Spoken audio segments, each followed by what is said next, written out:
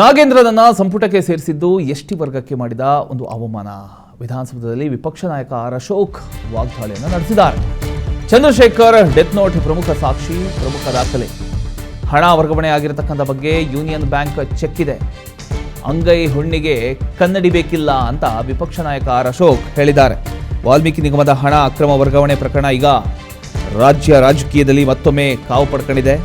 ವಿಧಾನಸೌಧದಲ್ಲಿ ವಿಪಕ್ಷ ನಾಯಕ ಆರ್ ಅಶೋಕ್ ಅವರು ಸಚಿವ ಬಿ ನಾಗೇಂದ್ರ ವಿರುದ್ಧ ಗಂಭೀರ ಆರೋಪಗಳನ್ನು ಮಾಡಿದ್ದಾರೆ. ಆರ್ ಅಶೋಕ್ ಅವರ ಅವರ ಆರೋಪದ ಪ್ರಕಾರ ನಾಗೇಂದ್ರ ಅವರನ್ನ ಸಂಪುಟಕ್ಕೆ ಸೇರಿಸಿಕೊಂಡಿರತಕ್ಕಂಥದ್ದು ಎಸ್ಟಿ ಸಮುದಾಯಕ್ಕೆ ಮಾಡಿದ ಒಂದು ಅವಮಾನ ಅಂತ ವಾಗ್ದಾಳಿ ನಡೆಸಿದ್ದಾರೆ. ಈ ಪ್ರಕರಣದಲ್ಲಿ ಈಗಾಗಲೇ ಚರ್ಚೆ ಆಗಿರತಕ್ಕಂಥ ಚಂದ್ರಶೇಖರ್ ಅವರ ಡೆತ್ ನೋಟ್ ಪ್ರಮುಖ ಸಾಕ್ಷಿ, ಪ್ರಮುಖ ದಾಖಲೆ ಅಂತ ಅಶೋಕ್ ಹೇಳಿದ್ದಾರೆ. ಎಸ್ ಕೇಳಿಸ್ಕೊಳ್ಳಿ. ಕಳೆದ 5 ದಿನದಿಂದನೂ ಕೂಡ ಒಬ್ಬ ಸರ್ಕಾರದ ಹಣವನ್ನು ಲೂಟಿ ಹೊಡೆದವರು, ಸರ್ಕಾರದ ಖಜಾನೆಗೆ ಕನ್ನ ಹಾಕಿದವರು,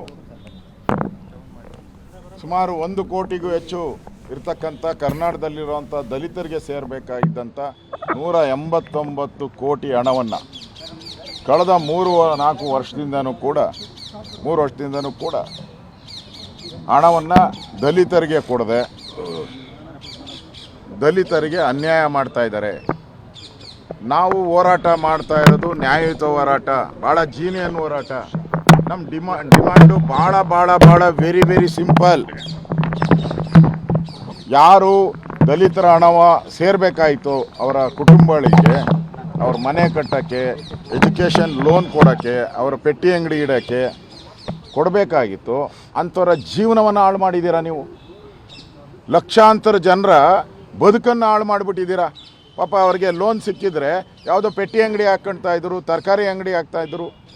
ಯಾರಿಗೋ ಎಜುಕೇಷನ್ ಲೋನ್ ಸಿಕ್ಕಿದ್ರೆ ದಲಿತರ ಮಕ್ಕಳು ಡಾಕ್ಟ್ರ್ ಆಗ್ತಾಯಿದ್ರು, ಇಂಜಿನಿಯರ್ ಆಗ್ತಾಯಿದ್ರು. ಹಣನೆಲ್ಲ ತಿಂದಾಕಿದ್ದೀರಾ.